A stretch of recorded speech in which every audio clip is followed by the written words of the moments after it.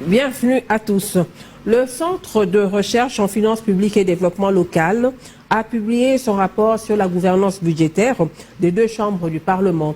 Il ressort de cette étude que les députés nationaux et sénateurs de la République démocratique du Congo sont payés doublement, voire triplement, et à cela s'ajoute une gestion quasiment opaque du budget des 100 millions de dollars alloués au Parlement.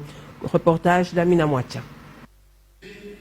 C'est une gestion quasiment opaque, sans contrôle, qui est révélée dans ce rapport sur la gouvernance budgétaire de deux chambres du Parlement, publié ce jeudi par le Centre de recherche en finances publiques et développement local, CREFDEL en sigle. Ce rapport révèle également que les députés nationaux sont doublement, voire triplement rémunérés. En outre, pour les 100 millions de dollars américains alloués comme frais de fonctionnement dans chacune des chambres, l'utilisation de cette somme reste l'exclusivité du président.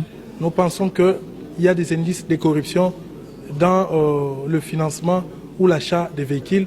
Deuxièmement, le Parlement a construit des bureaux qui devraient abriter les commissions parlementaires. Ces bureaux ont été achetés, mais personne ne sait où ça se trouve. Ce sont des mauvaises pratiques que nous sommes en train de dénoncer dans le cadre de ce travail. Vous avez également le recrutement abusif du personnel, que ce soit politique et aussi le personnel au niveau de l'administration. Également la question des doubles paiements. Je crois que c'est là le vrai problème.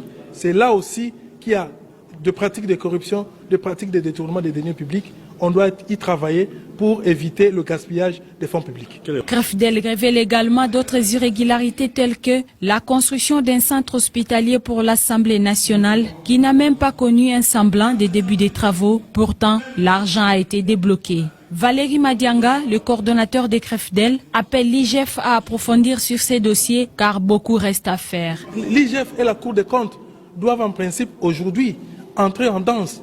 Nous, notre rapport vient le réveiller parce que le Parlement qui est censé contrôler l'action du gouvernement, le Parlement qui est censé regarder comment est-ce que les projets sociaux sont exécutés, le Parlement qui est censé regarder également est-ce qu'il y a abus du pouvoir, il y a enrichissement illicite, le Parlement lui-même se retrouve dans la même situation que les gestionnaires parce que tous, ils sont placés au même niveau et on ne sait pas aujourd'hui qui peut contrôler qui. Notez que les deux chambres du Parlement ont dépensé 1,1 milliard de dollars américains entre 2021 et 2023. 60% de ces montants ont été utilisés par l'Assemblée nationale et 40% par le Sénat.